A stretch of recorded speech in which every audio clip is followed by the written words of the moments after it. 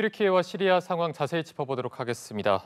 경광숙 전 119 특수구조대 인명구조팀장 그리고 이희수 한양대 문화교류학과 명예교수와 함께 분석해보겠습니다. 안녕하십니까? 안녕하세요. 안녕하십니까? 네, 안녕하세요. 네, 일단은 사망자가 3만 3천 명을 넘어선 상황, 굉장히 많은 희생자가 발생했고 그렇지만 구조 소식도 간간히 계속해서 들려오고 있거든요. 객관적으로 봤을 때 지금의 현 상황 어떻게 좀 판단하고 계십니까? 골든타임은 지났지만 저희 대한민국 긴급구호대가 현장에서 더 많은 생존자들을 구출할 수 있을 걸로 보여집니다. 그 이유에 대한 거는 재난 현장의 상황은 좀 비록 유동적이고 다소 다를 수가 있겠습니다만 잔해물이 오히려 그 생존자들의 생존을 유지하는 그 역할을 할 수 있는 그런 기회가 있어서 오히려 더 많은 생존자들을 구호할 수 있을 거라고 저는 생각하고 있습니다. 잔해물들이 어떤 공간 같은 걸 마련해 줘서 그 안에서 더 생존할 가능성이 높다는 말씀으로 이해하면 될까요? 네, 공간도 있지만 체온 유지하는 데 도움이 되거든요. 지금 당시 현지 상황이 춥기 때문에 체온 유지에도 도움이 되고 팀장님의 경우에는 그 삼풍백화점 붕괴 사고 당시에 또 구조 팀장을 했던 걸로 알고 있는데 그때와 좀 비교했을 때 지금 상황은 좀 어떤 편입니까? 그때 상황에 대한 거는 비록 지진과 붕괴 사고 현장하고는 이제 다소 틀릴 수가 있습니다. 네네. 그렇지만 붕괴 사고 현장에 대한 거는 고립돼 있다는 것 자체로는 똑같을 수가 있거든요. 그 당시는 이제 6월 달이고 지금 현재는 이제 겨울철 추위가 있는 그 계절이지 않습니까? 네. 그럼에도 불구하고 콘크리트 잔해물과 아예 콘크리트 위에 이렇게 붕괴되면서 쌓여 있는 잔해물들이 오히려 생존자들의 추위를 막아주는 그런 역할을 하는 걸로 보여집니다. 그래서 더 많은 생존자들을 더 오랫동안 작업을 하더라도 인명구조하는데 더 도움이 되지 않을까 그렇게 생각을 하기 때문에 포기하지 말고 더 생존자 구출에 노력을 해야 될 걸로 보여집니다. 네, 저희가 더 많은 생존자 구조 소식을 조금 더 기다려 보겠습니다. 저희가 시리아 상황도 조금 볼 텐데 시리아 같은 경우에는 내전으로 인해서 지금 정확한 통계가 확인은 되지 않고 있습니다. 지금 시리아 상황은 어떻게 저희가 봐야 될까요? 시리아는 지금 이제 미국 제재하고 또 우리나라와는 수교가 돼 있지 않고 그 지역에 지금 시리아 정부군과 대치하고 있는 반군 지역입니다. 이 삼중의 걸림돌 때문에 국제구호단체 액세스가 거의 안 되고 있고요. 사실은 기반 시설이 전혀 없는 시리아의 상황이 뭐 인명 피해는 적다 하더라도 상황은 훨씬 심각한데 그러면서 국제사회의 관심도 받지 못하고 해서 시리아 상황은 거의 뭐 속수무책이다 이렇게 표현할 수 있겠습니다. 네, 지금 뭐 시리아 상황은 조금 더 어두운 상황이다. 저희가 이렇게 볼 수밖에 없을 것 같고요. 지금 유엔에서는 전체 사망자 수가 2배로 늘어날 가능성, 특히나 10만 명 이상의 희생자가 있을 확률이 10%대였다가 지금은 26%까지 올라갔거든요.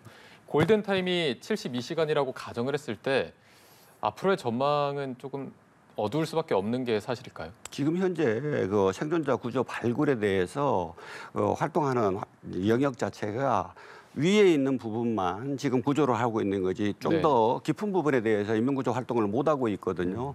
그렇기 때문에 오히려 사상자들이 더 많이 나올 수 있는 확률은 그만큼 높다고 봐야 되거든요. 또 지진 발생 시간이 새벽 시간이었지 않습니까? 맞습니다. 그렇기 때문에 대피하거나 하는 부분에 대한 거는 한계가 있었을 거고 그 대피를 못한 상태에서 고립되고 매몰되어 있기 때문에 인명피해라든지 어떤 희생자에 대한 게 더 많이 나타날 수밖에 없는 실정으로 보여집니다. 네. 지금 더 좀 우려되는 상황이 현지에서 약탈이 계속해서 좀 벌어지고 있다. 뭐 차량이나 빈집, 상가 약탈 행위가 벌어지고 있는데 이런 약탈 행위가 구조 작업에도 영향을 끼칠 수밖에 없을 것 같거든요. 좀 어떻게 보고 계십니까?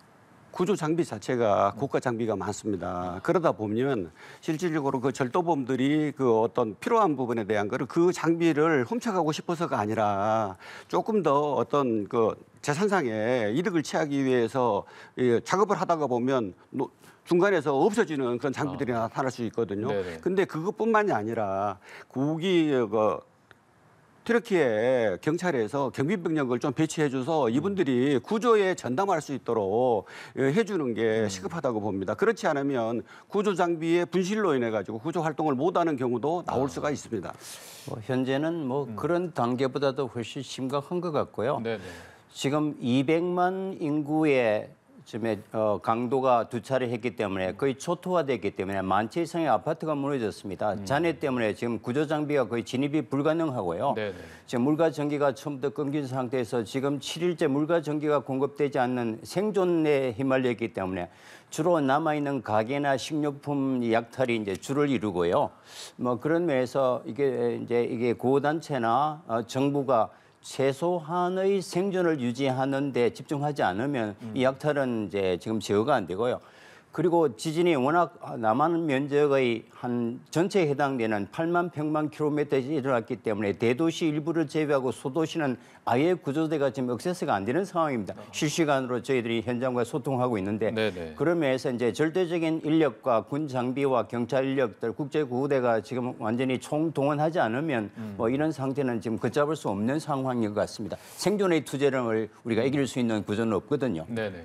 지금 뭐 여러 가지로 변수들을 고려해봤을 때도 상황이 좋지 않은 것 같고 또 하나 변수로 나오는 게 그 2차 그 구조물 안에 갇힌 시신들이 어떤 식수를 오염시킬 가능성 혹은 추위와 전염병 같은 2차 재난에 대한 위험성도 계속 나오고 있습니다. 이 부분은 어떻게 파악하고 계십니까?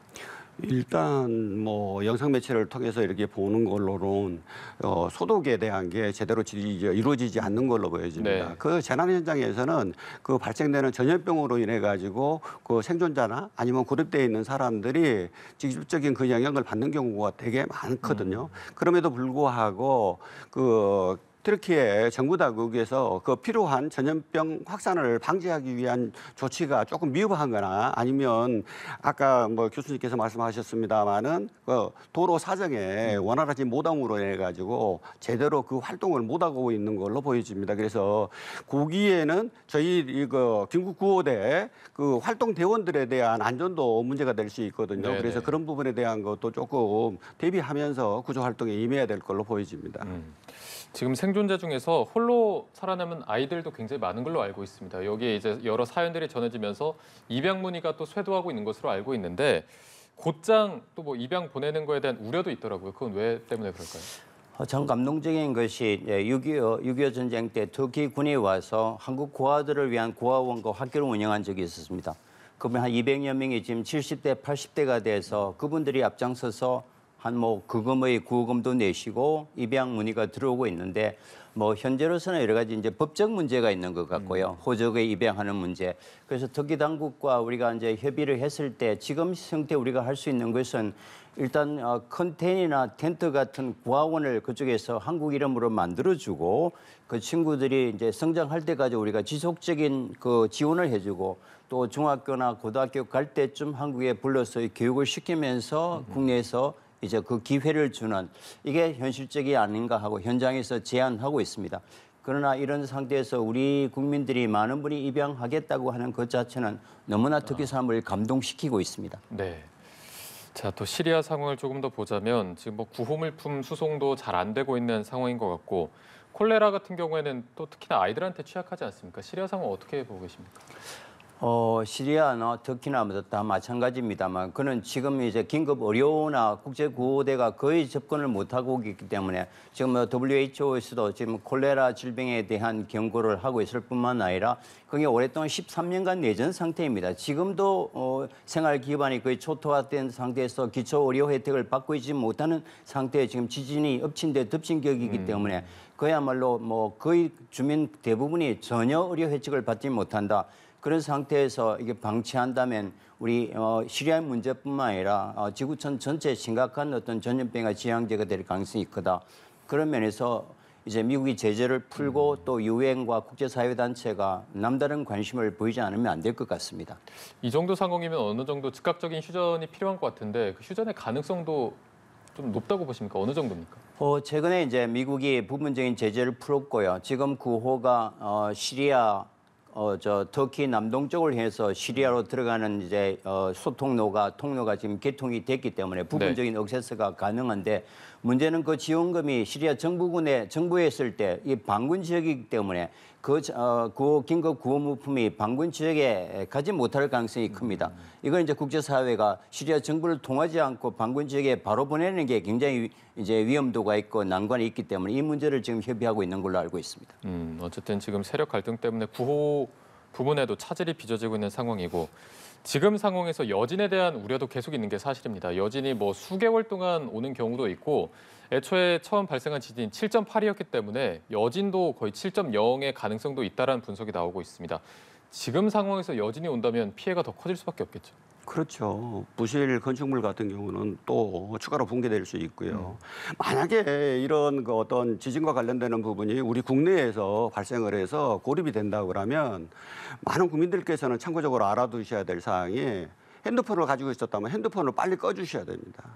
핸드폰을 꺼서 핸드폰을 나중에 좀 어느 정도 사태가 진정된 다음에 핸드폰을 오픈함으로 인해서 본인의 위치 추적하는 데 도움이 될 수 있도록 해야지 사고 발생 당시에 내 생존을 위해 가지고 이렇게 교신을 하려고 하다가 보면 통합폭주라는 아니면 시설물의 그 이상으로 인해 가지고 교신이 안 되거나 위치 파악이 어려워질 수 있거든요. 네네. 그럼에도 불구하고 급한 나머지 계속 그거를 교신하려고 하면 그러는 과정에서 핸드폰의 배터리가 다운이 되거나 할 경우에는 나중에 본인의 위치 추적하는 데도 어려우실 수 있거든요. 그래서 네네. 그런 부분에 대해서 조금 더 참고해 주시면 좋을 것 같고 또 한편으로는 제 경험으로 볼 때 생존자들이 기간에 경과되어 있는 거를 아는 사람들이 생존하는 분들이 거의 없었습니다. 즉 말해서 고립되어 있는 시간 자체가 오래되면 사람이라는 게 내가 여기서 고립되어 있는 상태에서 며칠이 지났다는 걸 알게 되면 심리적인 압박감, 내가 생존하지 못할 거다 하는 그런 두려움 때문에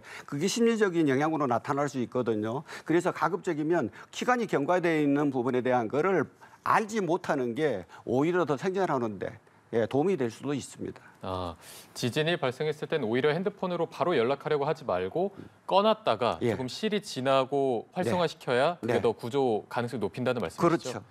지금 뭐 그런 여러 가지 팁들도 중요한 상황이지만 만약에 여진이 온다면 지금 전반적인 튀르키예나 시리아 건물 구조 상황이 좋지 않기 때문에 지금 뭐 약간의 여진만 와도 다 무너질 수 있다라고 보는 게 맞을까요? 약간 벽체끼리 이렇게 지대고 있는 상황으로 이렇게 보여지는데 그게 어떤 작은 여진에도 더 이상 붕괴돼 가지고 오히려 생존율을 더 떨어뜨릴 수가 있습니다. 그래서 조금 더 빠른 구조 활동이 필요하고요.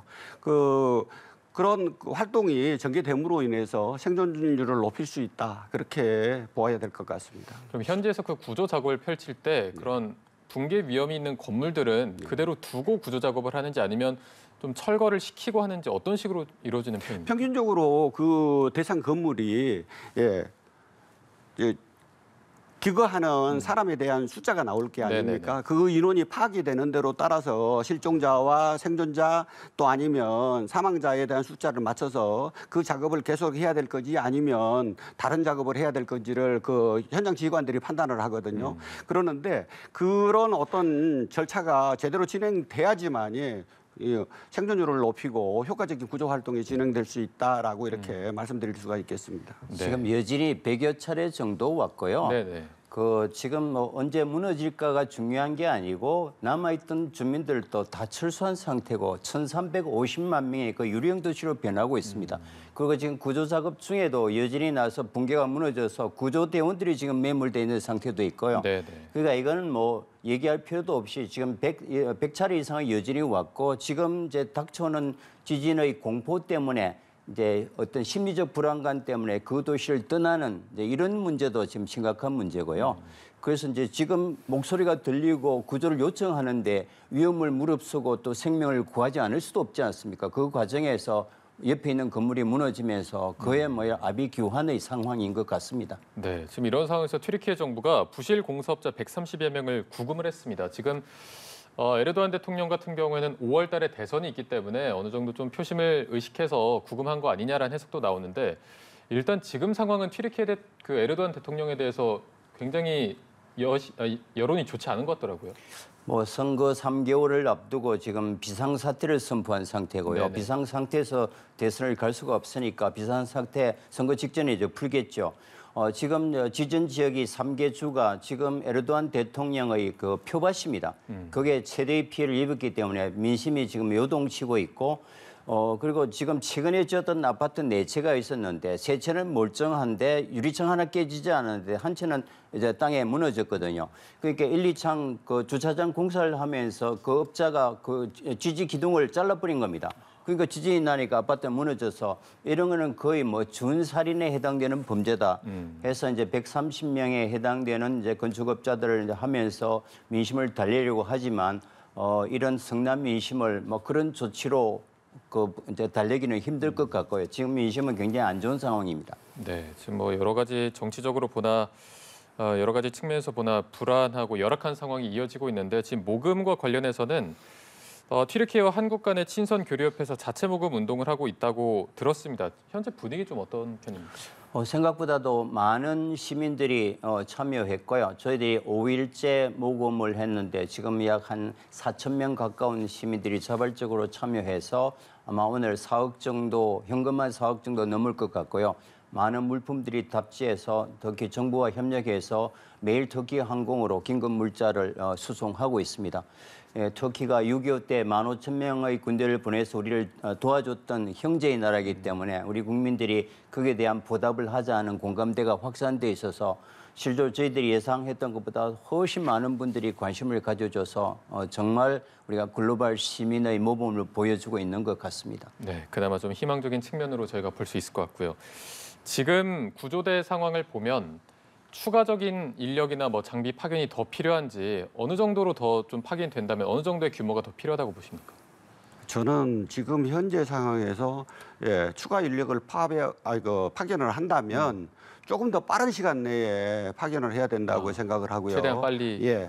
지금 그 인원과 1차로 나가 있는 파견 인원과 동일하게 한 100여 명의 인원으로 조금 더 빠른 구조 활동을 해야지만이 생존자 를 구출하는 데 도움이 되지 나중에 시신 수습하기 위해서 활동한다는 거는 좀 아니지 않나 그렇게 생각을 합니다. 그래서 지금 오히려 생존율이 떨어진다고 하지만 그 추위에 대한 생존율보다는 실질적으로 그 주변 상황 자체가 잔해물로 인해 가지고 저는 영상을 통해서 확인돼 있는 그 생존자들의 신체 움직임을 볼 때는 이렇게 저체온증으로 인해 가지고 어려움을 겪지는 않은 걸로 보여집니다. 그래서 조금 더 빠른 시간 내에 현장 투입을 해 가지고 2차 파견에 대한 것도 한번 신중히 검토를 해야 될 필요성이 있다고 저는 생각을 합니다.